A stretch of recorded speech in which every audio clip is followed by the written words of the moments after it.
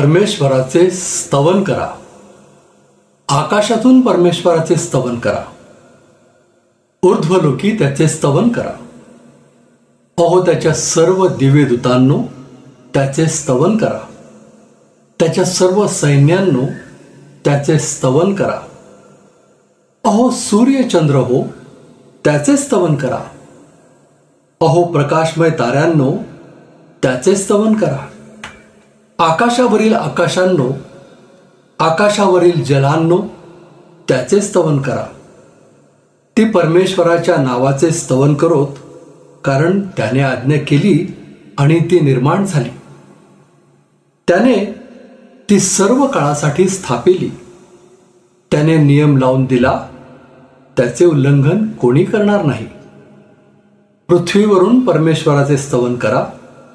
मोठे मोठे जलचर व सर्व जलाशय, अग्नी, गारा, हिम व धुके, त्याची आज्ञा सिद्धीस नेणारे वादळ, पर्वत व सर्व टेकड्या, फळझाडे व सर्व गंधसरू, वनपशु व सर्व ग्रामपशु, सरपटणारे प्राणी व उडणारे पक्षी, पृथ्वीवरील राजे व सर्व प्रजा, अधिपती व पृथ्वीवरील सर्व न्यायाधीश, कुमार व कुमारी, वृद्ध व तरुण, ही सगळी परमेश्वराच्या नावाचे स्तवन करत, कारण केवळ त्याचेच नाव उच्च आहे.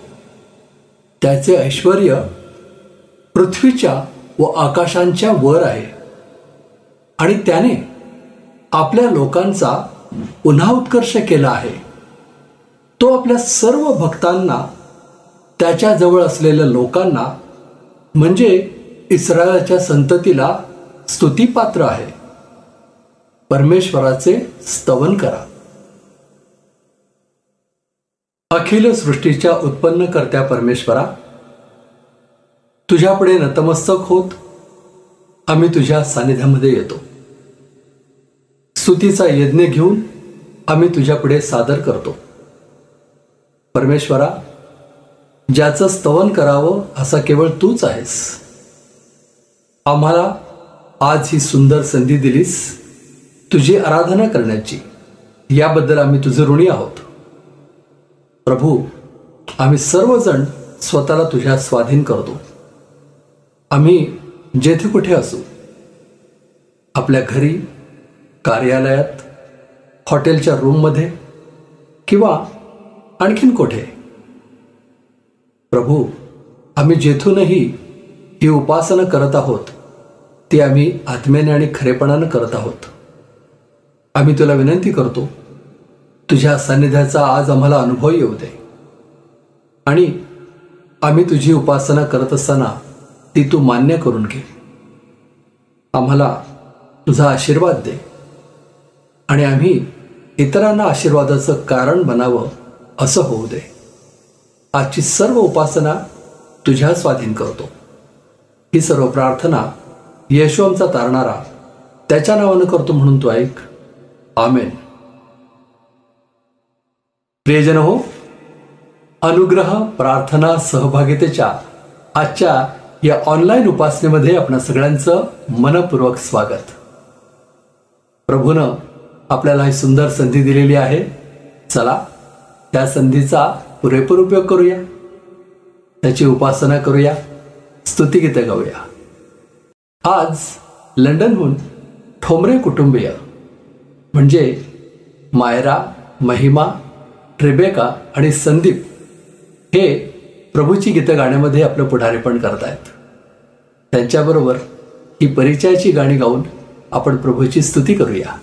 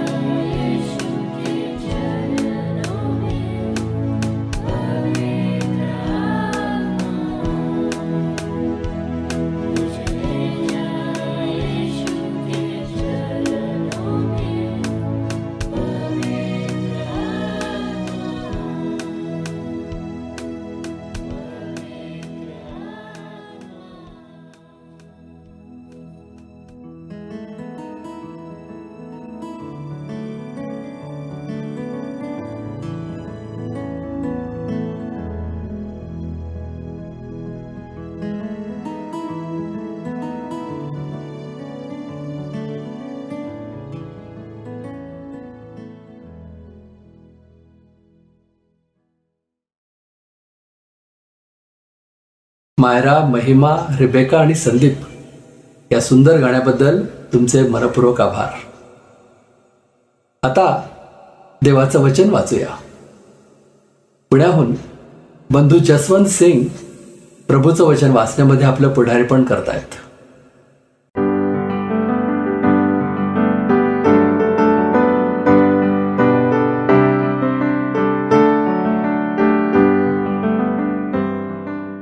प्रभू येशू ख्रिस्ताच्या पवित्र नावात सर्वांना सलाम.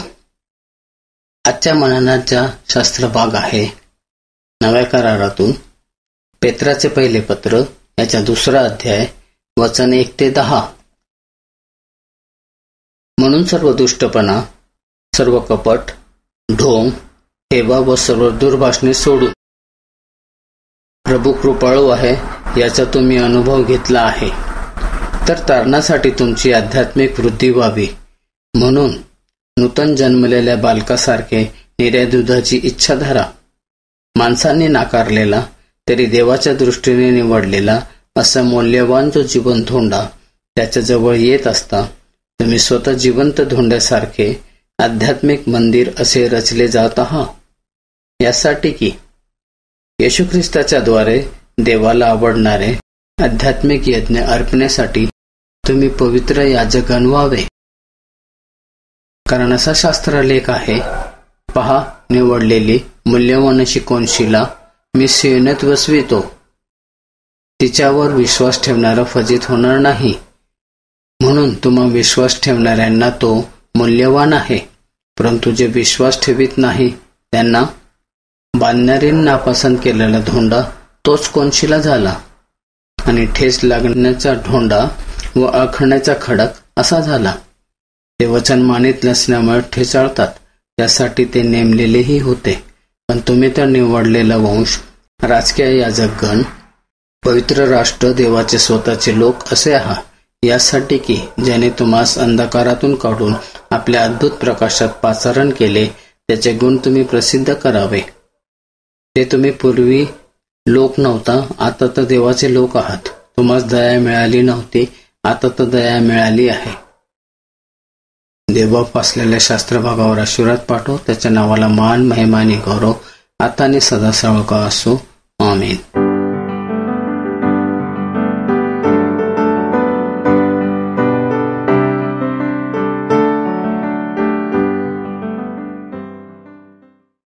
बंधू जसवंत, प्रभूचं वचन वाचण्यात आमचं पुढारीपण केलंत, स्पष्टपणे प्रभूचं वचन वाचलत, आपला बहुमूल्य वेळ दिलात, तुमचे मनपूर्वक आभार. आता दानार्पणाची वेळ झाली आहे. आपण आपलं दान प्रभूच्या चरणी आणूया आणि उपासना संगीतामधून सुंदर देऊळ हृदय हे माझे हे सुंदर गीत गाऊया.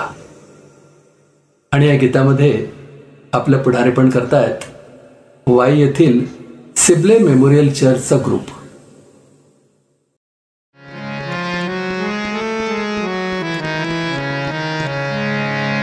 नमस्कार, सलाम, गुड मॉर्निंग. उपासना गीत गायन अभियानात आपलं सहर्ष स्वागत आहे. दर रविवारी प्रसारित होत असलेला हा उपासना गीतांचा उपक्रम या लिंकवरती ऐकून झाल्यावर लाईक, सबस्क्राईब आणि कमेंट्स करायला मात्र विसरू नका. आणि हो, चर्च क्वायर किंवा कुठल्याही गानवृंदाला उपासना संगीतातील 10 गीतांचं सादरीकरण करण्यासाठी आस्थापूर्वक निमंत्रण आहे. या अभियानात सहभागी होऊ इच्छित असलेल्या गानवृंदानं अवश्य या फोन नंबरवरती संपर्क साधावा. 9822639917 अथवा 9552596778. परमेश्वराला जिथं राहायला आवडतं असं त्याचं आवडीचं वसतिस्थान म्हणजे माणसाचं हृदय. येशू म्हणतो, पहा, मी दाराशी उभा आहे आणि दार ठोकत आहे. जर कोणी माझी वाणी ऐकून दार उघडेल तर मी त्याच्याजवळ आत जाईन आणि त्याच्याबरोबर जेवीन आणि तो माझ्याबरोबर जेवील. म्हणजे जो येशूला आपल्या हृदयात स्वीकारतो त्याचं जीवन हे देवाचं मंदिर होतं. संत पौल लिहितो, तुम्ही देवाचे मंदिर आहात आणि तुमच्यामध्ये देवाचा आत्मा वास करतो हे तुम्हाला ठाऊक नाही काय? ईश्वरावर मनोभावे पूर्णतः विश्वास ठेवून जो त्याला भजतो, म्हणजेच कोणत्याही सुखदुःखाच्या परिस्थितीला न डगमगता ईश्वरीय इच्छेवर भरोसा ठेवून प्रामाणिक आणि सत्वशीलपणे जीवन जगतो, निदान खरेपणानं तसा प्रयत्न करतो आणि चूक भुलीची पश्चात्तापपूर्वक क्षमा मागून याचना करतो, तोच खरा भक्त जाणावा. माणसाकडून अनेकदा वरपांगी धार्मिक असल्याचं दर्शवलं जातं. जनसेवा, दानधर्म, प्रवचन, उपदेश, प्रार्थना, भजन इत्यादी यातील बरंच काही प्रत्येक मनुष्य आपल्या जीवनात करत असतो. मानव धर्म नात्यानं हे सगळं चांगलंच म्हणावं, परंतु केवळ अशा या कृतीनं तो धार्मिक ठरून देव सहवासात आहे असं म्हणता येत नाही. मनुष्य आपल्या चंचल स्वभावामुळेच सैतानाच्या मोहपाशाला भुलून पापात पडतो आणि धार्मिकता हरवून ईश्वरापासून दुरावला जातो. परमपिता परमेश्वर तर हृदय पारखणारा असा देव आहे. प्रथम आपलं अंतःकरण आणि नंतर जीवितक्रम शुद्ध ठेवून परमेश्वराची उपासना आराधना करायला हवी. विश्वास, आशा, प्रीतीनं आणि क्षमाशील वृत्तीनं भरलेलं आपलं हृदय ईश्वराच्या वास्तव्यात सुंदर देऊळ म्हणजे मंदिर झाल्याशिवाय राहणार नाही. कविवर्य नारायण वामन टिळकांच्या कवी मनाला हे भावलं आणि त्यांच्या काव्यातूनही ते उतरलं. ते म्हणजे सुंदर देऊळ हृदय हे माझे, येथेच विराजे देव बाप. उपासना संगीत क्रमांक 420 वरील हे गीत आळवीत आहेत वाई येथील सिबले मेमोरियल चर्चचा गानवृंद. ऐकूया तर.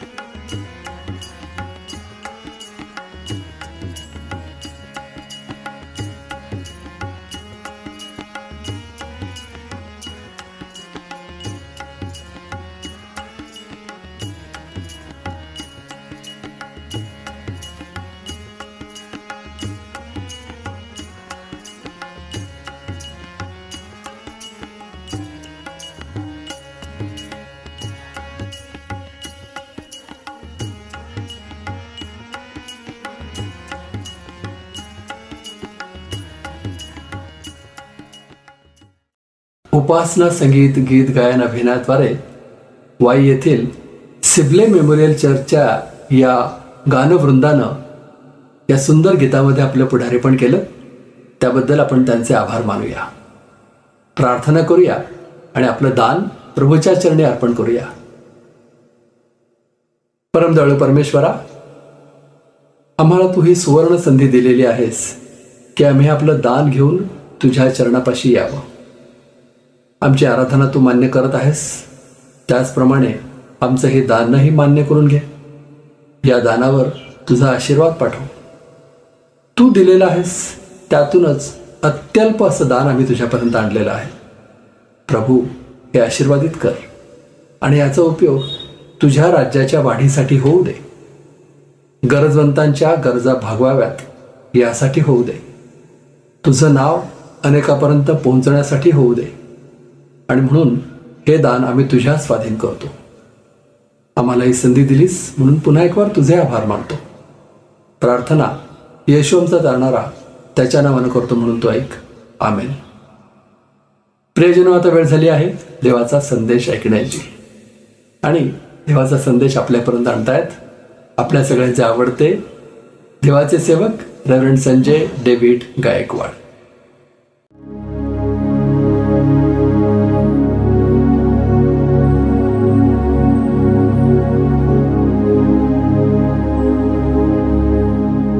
शालोम. कसे आहात तुम्ही सर्व? आज पुन्हा एकदा या ऑनलाईनच्या माध्यमातून तुम्हाला भेटतात येतं याबद्दल मला अतिशय आनंद वाटतो.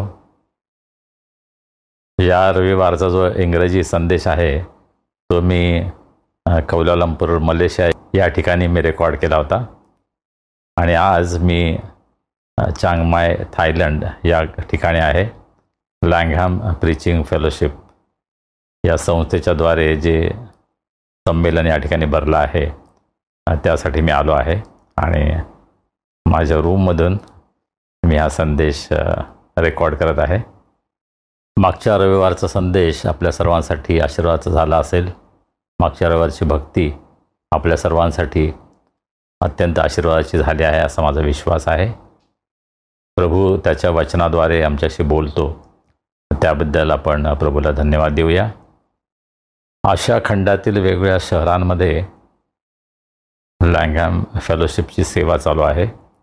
पवित्र शास्त्रावर आधारित संदेश कसा द्यायचा यासंबंधी या संमेलनामध्ये विशेष चर्चा करण्यात येते, शिक्षण देण्यात येतं.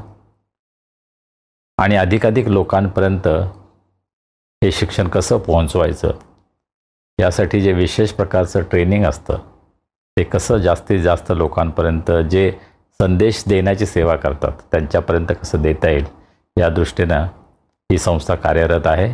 आणि महाराष्ट्राची जबाबदारी माझ्यावर आणि ब्रदर रमण इंगळे आमच्या दोघांवर आहे. काही कारणामुळं ब्रदर रमण इंगळे या परिषदेला उपस्थित राहू शकले नाहीत, परंतु मला या ठिकाणी येता आलं त्याबद्दल मी प्रभूला धन्यवाद देतो. आशिया खंडातील अनेक देशांमधून या ठिकाणी प्रतिनिधी आले आहेत. कझाकिस्तान, चीन, फिलिपिन्स असे वेगवेगळे देश आहेत ज्या ठिकाणी लँगहॅम प्रीचिंग, लँगहॅम फेलोशिपची सेवा चालू आहे. आणि त्याबद्दल आम्ही प्रभूला धन्यवाद देतो, प्रभूची स्तुती करतो. आणि जे काही शिक्षण या ठिकाणी आम्हाला मिळालं आहे, आमची ही इच्छा आहे की अनेक लोकांपर्यंत आम्हाला हे घेऊन जाता यावं. आणि त्या दृष्टीनं येणाऱ्या दिवसामध्ये मी प्रयत्न करणार आहे. विशेषतः संदेश देण्याची किंवा शिकवण्याची, पवित्र शास्त्र शिकवण्याची सेवा जे करत आहेत त्यांच्यासाठी हे अत्यंत उपयुक्त असं प्रशिक्षण आहे. आणि माझी खात्री आहे की जर आपल्यापैकी जे संदेश देणारे आहेत, पवित्र शास्त्राचा अभ्यास घेणारे आहेत, आपण जर हे ट्रेनिंग घेतलं, हे जर प्रशिक्षण घेतलं तर निश्चितच आपल्या सेवेमध्ये त्याचा अतिशय मोठा फरक पडेल, फायदा होईल आणि प्रभूची सेवा अधिक वाढेल याविषयी मला पूर्ण खात्री आहे. आणि म्हणून आपल्यापैकी जर कोणाची इच्छा असेल की या शिक्षणामध्ये भाग घ्यावा तर जरूर आमच्याशी संपर्क साधा आणि कशा प्रकारे आपल्याला भेटता येईल, हे प्रशिक्षण घेता येईल या दृष्टीनं आपण जरूर प्रयत्न करू.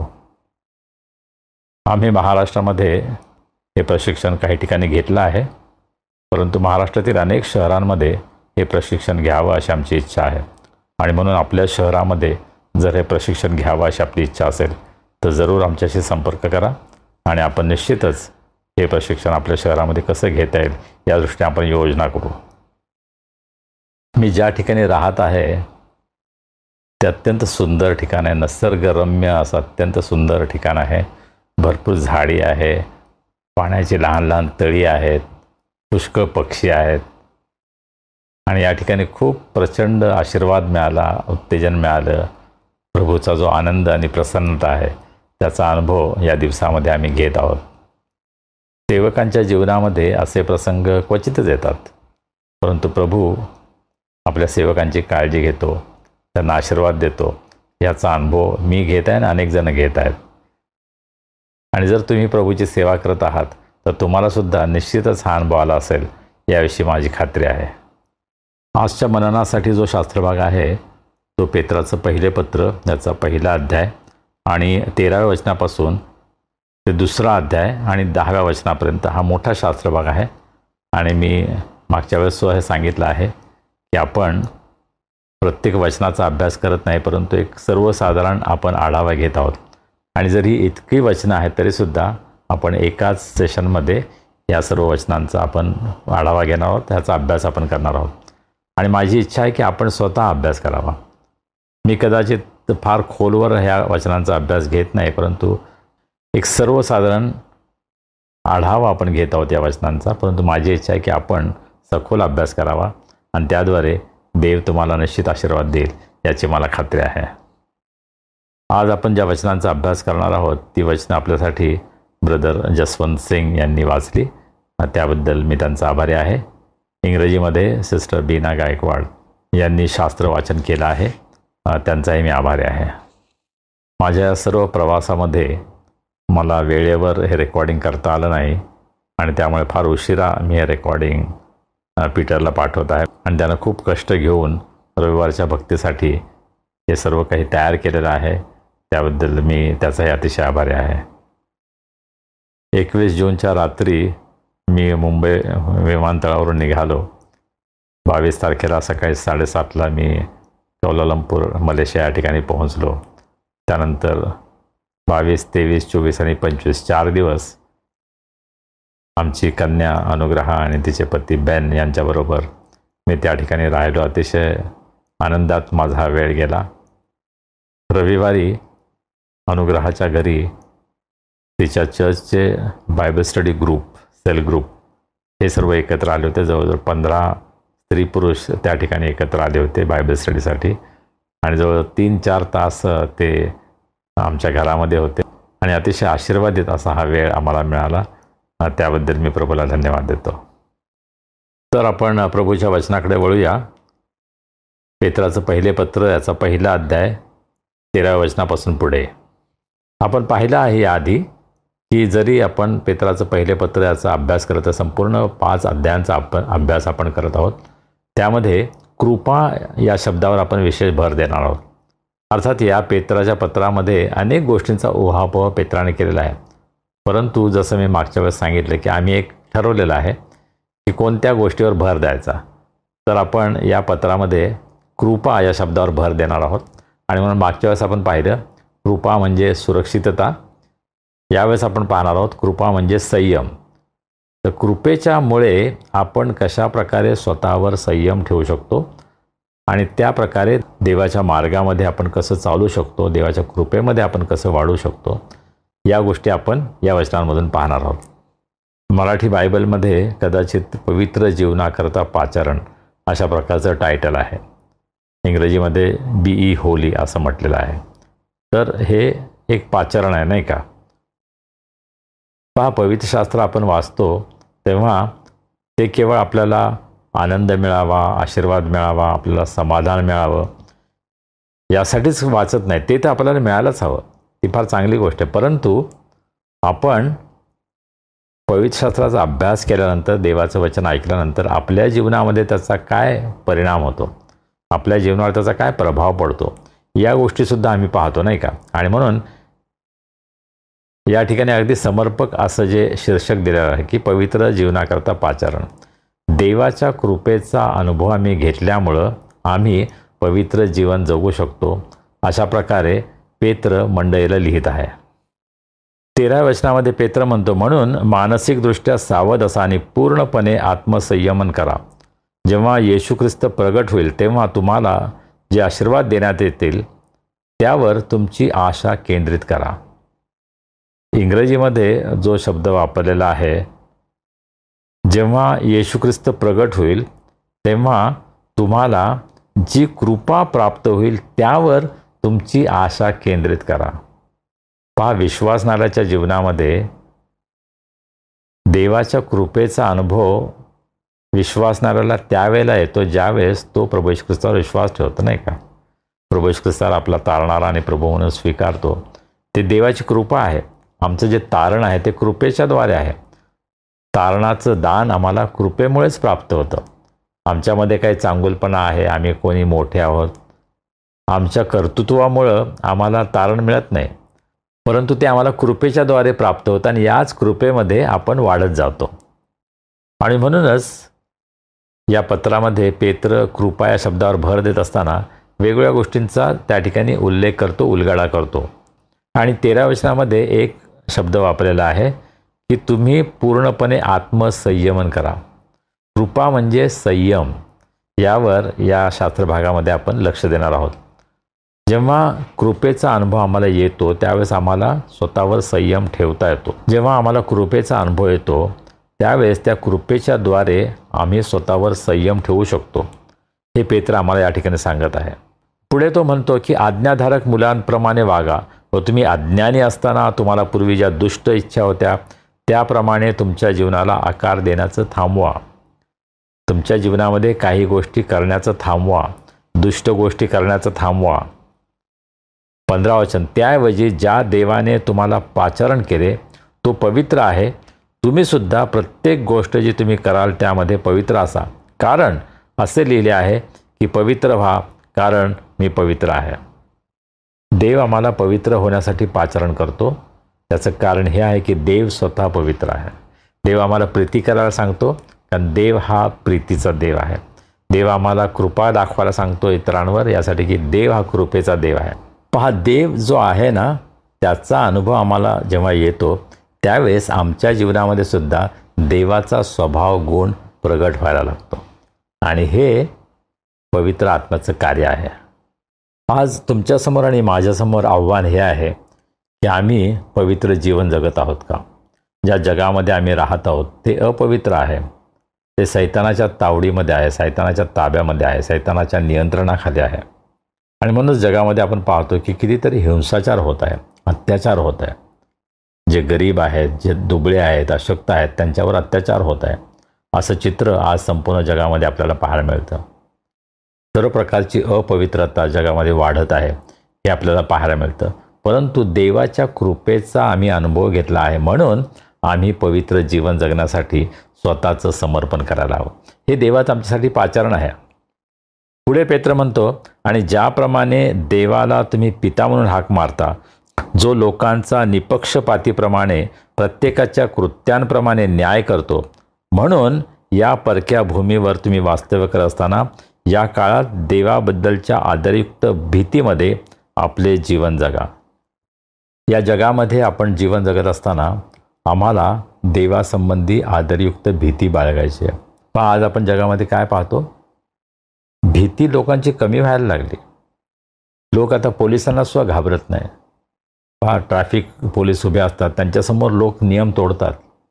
गुन्हेगारी वाढत आहे. अशा प्रकारे समाजामध्ये भय राहिलेलं नाही हे आपल्याला पाहायला मिळतं. परंतु आम्हाला देवाविषयीचं आदरयुक्त भय असलं पाहिजे आणि ते जर असेल तर आमचं जीवन आम्हाला देवाच्या सानिध्यामध्ये उत्तम प्रकारे जगणं हे शक्य होतं. पुढे पेत्र म्हणतो की तुम्हाला माहीत आहे की सोने किंवा चांदी अशा कोणत्याही नाश पावणाऱ्या वस्तूंनी निरर्थक जीवनापासून तुमची सुटका करण्यात आली नाही, जे तुम्हाला तुमच्या पूर्वजांपासून मिळाले आहे, तर कसलाही डाग किंवा दोष नसलेल्या कोकऱ्याच्या ख्रिस्ताच्या बहुमोल रक्तानं तुमची सुटका केली आहे. पण आमचं जे तारण झालेलं आहे, देवानं आमच्यावर जी कृपा केलेली आहे ती सोनं चांदी अशा मौल्यवान वस्तूंमुळं नाही, किंवा आमच्या वाडवडिलांपासून चालत आलेल्या परंपरेमुळं आमचं तारण झालं नाही, परंतु प्रभू येशू ख्रिस्ताच्या बहुमोल रक्तानं आमची सुटका झाली आहे. आणि हे सत्य जेव्हा आमच्या लक्षात येतं त्यावेळेस आम्ही देवासमोर आदरयुक्त भय आमच्या मनामध्ये निर्माण होतं, आणि त्या आदरयुक्त भयामध्ये आपण देवाची आराधना करतो. पुढे पेत्र म्हणतो की जगाच्या निर्मितीच्या अगोदर ख्रिस्ताची निवड करण्यात आली होती, पण तुमच्याकरता या शेवटच्या दिवसात त्याला प्रगट करण्यात आले. ज्या देवाने त्याला मेल्यातून उठवले व त्याला गौरव दिले त्या देवावर तुम्ही विश्वास ठेवणारे झालात, म्हणून तुमचा विश्वास आणि आशा देवामध्ये आहे. आमचा जो विश्वास आहे तो नाशवंत गोष्टीमध्ये नाही, ज्या गोष्टी नष्ट होणार आहेत त्याच्यामध्ये नाही, पण तो जिवंत देवावर आहे. आणि तो कोण आहे की त्याला देवानं मेल्यातून पुन्हा उठवला आहे. त्या देवावर आम्ही विश्वास ठेवला आहे.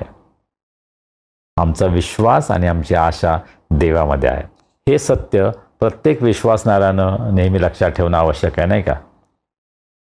पुढे पेत्र म्हणतो, आता तुम्ही स्वतःला शुद्ध केले आहे, सत्याची आज्ञा पाळून शेवटपर्यंत प्रामाणिक बंधुप्रीती करा, एकमेकांवर शुद्ध हृदयाने प्रीती करण्याकडे लक्ष द्या. ज्यावेळेस देवाच्या कृपेचा आम्ही अनुभव घेतो त्यावेळेस त्या कृपेमुळं आम्ही एकमेकांवर प्रीती करायला शिकतो. आणि पेत्र या ठिकाणी आम्हाला हे उत्तेजन देतो की शेवटपर्यंत प्रामाणिक बंधुप्रीती करा. आमची प्रीती तात्पुरती नसावी, काही विशिष्ट वेळेपुरती नसावी, ज्यावेळेस आम्हाला फायदा आहे तेवढ्यापुरती नसावी, परंतु आम्ही प्रामाणिकपणे शेवटपर्यंत बंधूवर प्रीती करायला पाहिजे. एकमेकांवर शुद्ध हृदयाने प्रीती करण्याकडे लक्ष द्या.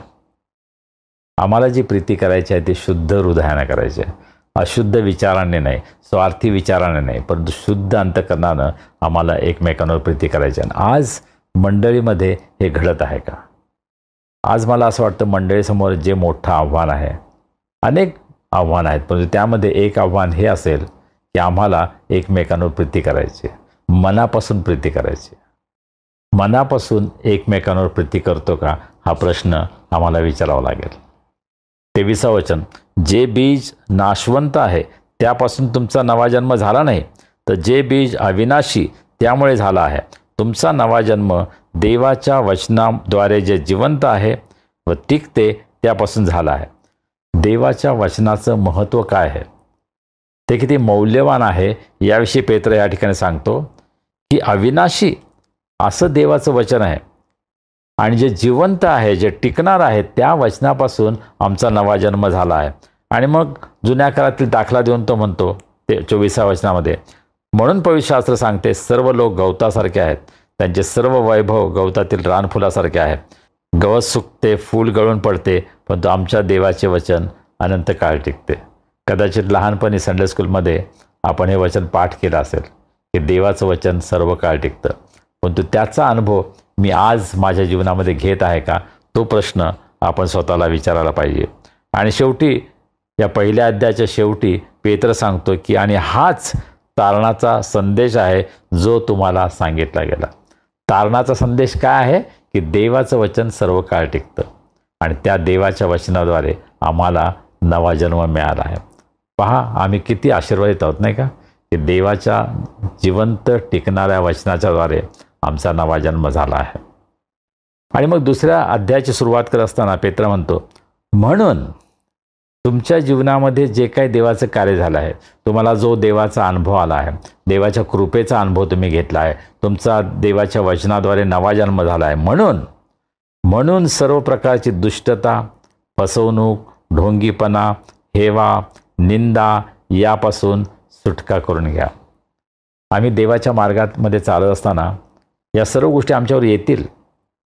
या जगामध्ये या गोष्टी कदाचित सर्वसामान्य आहेत, नॉर्मल आहेत, परंतु देव आम्हाला सांगतो की आम्ही सर्व प्रकारच्या दुष्टतेपासून, फसवणुकीपासून, ढोंगीपणापासून, हेवा, निंदा यापासून दूर राहायला हवं. त्यापासून आम्हाला स्वतःची सुटका करून घ्यायची आहे. ही अशी गोष्ट नाही की ती आपोआप घडून येईल. आपण देवाला विश्वास ठेवला की आपोआपच या गोष्टी आपल्यापासून दूर जातील असं नाही. आम्हाला त्यासाठी प्रयत्न करावे लागतील, आणि म्हणून आम्हाला देवाजवळ मागावं लागलं की देवा आमची सुटका कर. आणि जेव्हा आमचा नवा जन्म होता तेव्हा आम्ही कसं वागावं याविषयी सांगत असताना पेत्र दुसऱ्या वचनामध्ये म्हणतो, आणि नुकत्याच जन्मलेल्या लहान बालकासारखे तुम्ही शुद्ध आध्यात्मिक दुधाची इच्छा धरा, यासाठी की त्यापासून तुमची वाढ होईल व तुमचे तारण होईल. पहा, प्रभू येशू ख्रिस्तावर विश्वास ठेवल्यामुळे आमचं तारण झालंच आहे, परंतु या तारणामध्ये आम्हाला जर वाढायचं असेल तर आम्हाला नवीन जन्मलेल्या बाळासारखं दुधासाठी आपल्याला आरोळी मारायची, हाक मारायची, रडायचं आहे, प्रयत्न करायचे आहेत की आम्हाला हे दूध हवं आहे. आमच्या जीवनामध्ये देवाच्या वचनासाठी अशा प्रकारची तहान आणि भूक याचा अनुभव आपण घेतला आहे. हो, कदाचित आम्ही रोज प्रार्थना करतो, आम्ही रोज देवाचं वचन वाचतो, आम्ही चर्चला जातो, परंतु खरोखर आध्यात्मिक भूक आम्हाला लागली आहे का, की मला देवाचं वचन हवं आहे, देवाच्या वचनाशिवाय मी जिवंत राहू शकणार नाही, अशा प्रकारचे विचार आमच्या अंतःकरणामध्ये आहेत का? वचन 3, आता प्रभू चांगला आहे याचा अनुभव तुम्ही घेतला आहे. ज्यावेळेस आमचा नवा जन्म होतो त्यावेळेस प्रभू किती चांगला आहे याचा अनुभव आम्हाला येतो. जिवंत धोंडा जो प्रभू येशू त्याच्याकडे या, जो जगातील लोकांकडून नाकारला गेला पण जो देवाला बहुमोल असा आहे आणि ज्याला देवानेच निवडले आहे.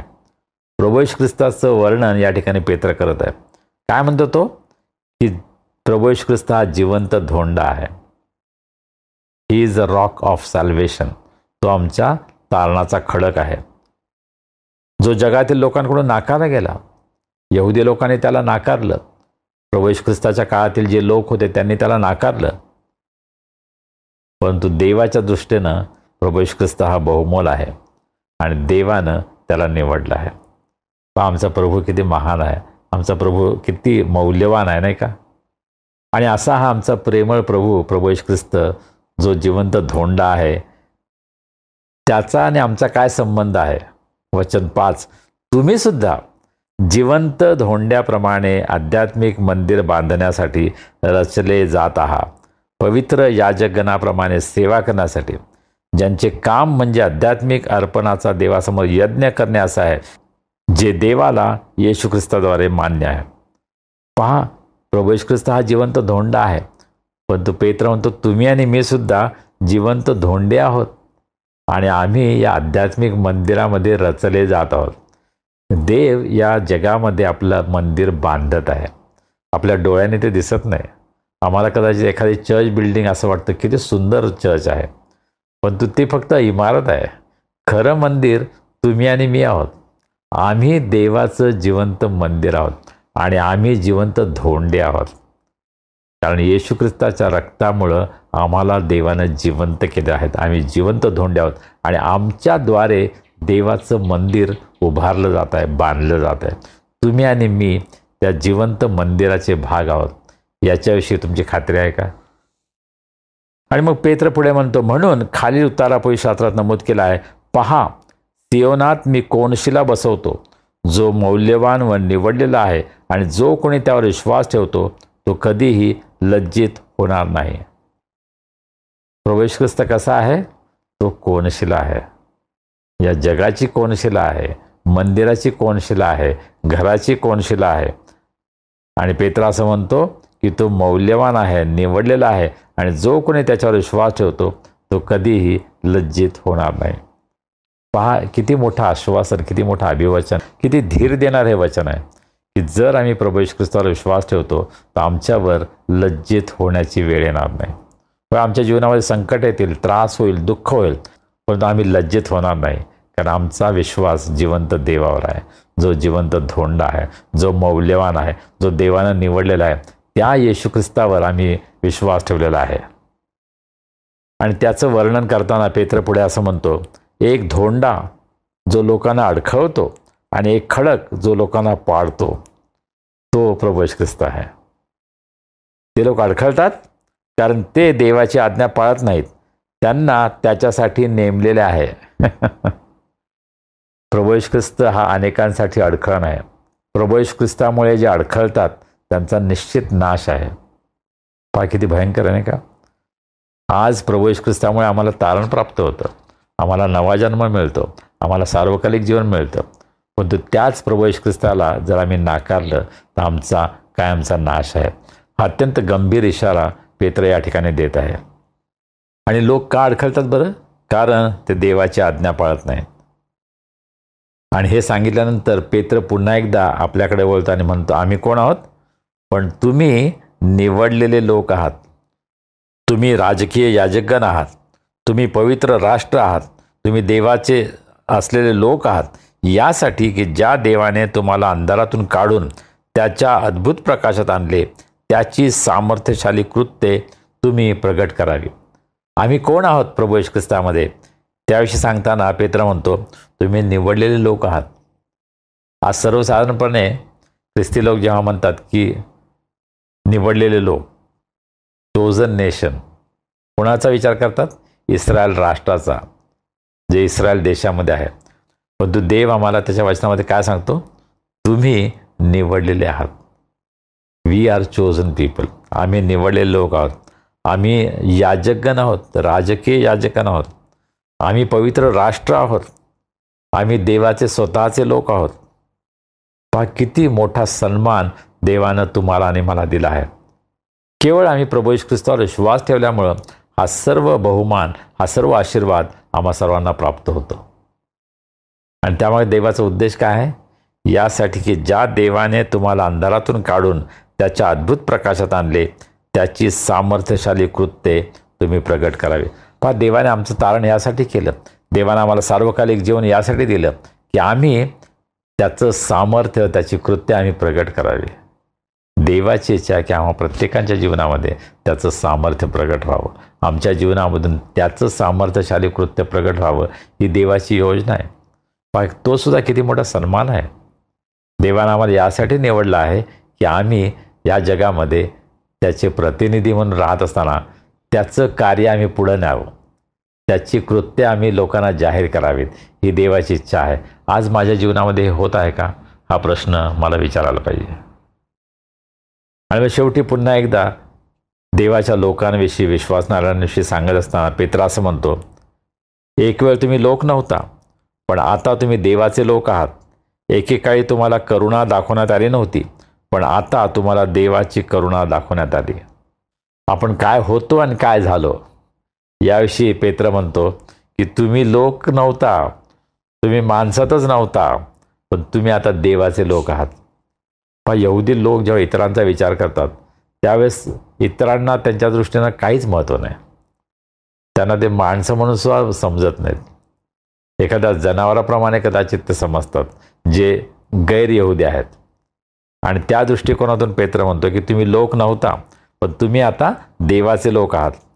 एकेकाळी तुम्हाला करुणा दाखवण्यात आली नव्हती, परंतु आता तुम्हाला देवाची करुणा दाखवण्यात आली. देवाची कृपा आम्हाला प्राप्त झाली आहे. देव त्याच्या कृपेमुळं आम्हाला त्याच्या कृपेचा, त्याच्या करुणेचा अनुभव देतो. हा देव किती चांगला आहे नाही का? देवानं आमच्यासाठी किती महान कृत्य केलेले आहेत. या सर्व गोष्टी, हे सर्व आशीर्वाद देवाच्या कृपेमुळे आम्हाला प्राप्त होतात. पण त्यासाठी आम्हाला संयम बाळगावा लागेल. हे सर्व आम्हाला प्राप्त होत असताना आम्हाला संयमानं, धीरानं पुढं जायचं आहे. आमच्या जीवनामध्ये आशीर्वाद प्राप्त व्हावे अशी जर आमची इच्छा असेल तर आमच्या देवावरच्या विश्वासामध्ये आम्हाला खंबीरपणे उभं राहावं लागेल. व आमच्यावर संकट येतील, आम्हाला त्रास होईल, तरीसुद्धा न डगमगता आपण परमेश्वराच्या मार्गामध्ये चालत राहू. देवाच्या वचनामध्ये आपण पुढे जात राहू आणि देवाच्या कृपेमध्ये आपण वाढत राहू. आणि देवाच्या कृपेमुळे आम्हाला जो संयम प्राप्त होतो त्याचा अनुभव आपण आपल्या जीवनामध्ये घेऊया. देव आम्हा सर्वांना आशीर्वादित करो. आमेन. प्रार्थना करूया. सर्वसमर्थ जिवंत प्रभू देवा, आम्ही तुझे मनापासून उपकार मानतो. आज तुझ्या सानिध्यामध्ये तुझ्या पायाजवळ बसून तुझी स्तुती आराधना करण्यासाठी तू आमचं सहाय्य केलंस, तुझी कृपा पुरवलीस. प्रभू, आम्ही तुला मनापासून धन्यवाद देतो. प्रभू, तुझं जे वचन आज आम्ही ऐकलं आहे त्या वचनाबद्दल आम्ही तुझे आभार मानतो, तुझे उपकार मानतो. आणि प्रभू, आम्ही प्रार्थना करतो की आम्हाला तुझी कृपा आम्हाला दाखवतेस, त्या कृपेच्याद्वारे आम्हा प्रत्येकाच्या जीवनामध्ये संयम निर्माण कर. प्रभू, कृपा म्हणजे संयम, याचा अनुभव आम्हाला आमच्या जीवनामध्ये घेऊ दे अशी आम्ही तुला विनंती करतो. या जगामध्ये आम्ही जगत असताना आमच्यासमोर पुष्कळ संकट आहेत, त्रास आहेत, आव्हानं आहेत. प्रभू, या सर्व संकटांवर विजयी होण्यासाठी तुझी कृपा तू आम्हाला विशेष रीतीने पुरवावीस, यासाठी आम्ही तुला विनंती करतो. प्रभू, आमच्यामध्ये कोणी निराश आहेत, दुःखी आहेत, आजारी आहेत, त्रासात आहेत, संकटात आहेत, त्यांना आम्ही तुझ्या दयासनासमोर उंच करतो. प्रभू, आज तू त्यांची भेट घे, त्यांना स्पर्श कर, त्यांना आरोग्य दे. तुझी कृपा त्यांना तू त्यांच्या जीवनामध्ये अनुभवास येऊ दे. ज्यांचे वाढदिवस आहेत, विवाहाचे वर्धापन दिन आहेत, प्रभू, त्यांच्याबद्दल आम्ही तुला धन्यवाद देतो. आज तू त्यांना आशीर्वादित कर, त्यांच्या सर्व इच्छा आकांक्षा पूर्ण कर, त्यांची गरज पूर्ण कर. तुझे सर्व उत्तम आशीर्वाद त्यांच्या जीवनामध्ये त्यांना अनुभवास येऊ दे आणि त्यांचं इथून पुढील आयुष्य इतरांसाठी अधिक आणि अधिक आशीर्वादाचं व्हावं, हे आम्ही प्रार्थना करतो. प्रभू, तू आम्हा सर्वांना सांभाळ, आमची काळजी घे आणि या येणाऱ्या आठवड्यामध्ये तू आमच्याबरोबर राहा. तुझ्या वचनामध्ये राहण्यास, तुझ्या मार्गामध्ये चालण्यास आम्हा सर्वांना तुझी कृपा तू पुरव. प्रभू, आम्ही सर्वजण स्वतःला तुझ्या हातामध्ये सोपवतो. तारणारा प्रभू येशू ख्रिस्त याच्या नावाने आम्ही प्रार्थना करतो, म्हणतो ऐक. आमेन. प्रभूनं शिकवलेली प्रार्थना करूया. हे आमच्या स्वर्गातील बापा, तुझे नाम पवित्र मानले जाओ, तुझे राज्य येवो, जसे स्वर्गात तसे पृथ्वीवरही तुझ्या इच्छेप्रमाणे हो. आमची रोजची भाकर आज आम्हास दे, जशी आम्ही आपल्या अपराधांची क्षमा करतो, तशी तू आम्हाला आमच्या अपराधांची क्षमा कर. आणि आम्हास परीक्षितांत नकोस, तर आम्हास वाईटापासून सोडव.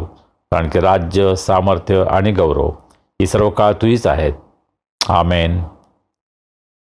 आणि आता देव बापाची प्रीती, प्रभू येशू ख्रिस्ताची कृपा, पवित्र आत्म्याची सहभागिता, शांती, आनंद आणि आरोग्य आम्हा सर्वांसह आमच्या कुटुंबाबरोबर, देवाच्या सर्व लोकांबरोबर आता आणि सदा सर्व काळ असो. आमेन. सुवंद्य देवा परात्पर,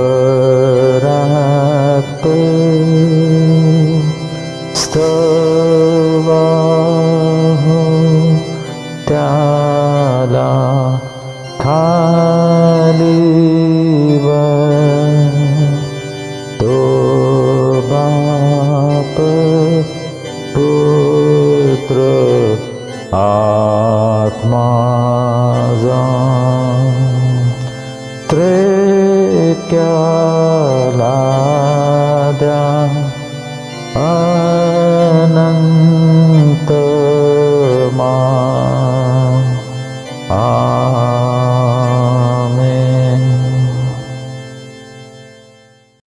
प्रियजन हो, आजची उपासना आशीर्वादाची ठरली. प्रभूने विशेष आशीर्वाद दिला. मग हा आशीर्वाद आपल्यापर्यंत ठेवणार नाही ना? इतरांनाही देणार ना? उपासनेची लिंक आपल्या मित्रमंडळी, नातेवाईकांना पाठवणार ना? मला माहिती आहे तुम्ही सगळेजण हे करता. प्रभू तुम्हाला नक्कीच त्यामधून आशीर्वाद देणार आहे. चला आता भेटूया पुढील रविवारी. तोपर्यंत शालोम.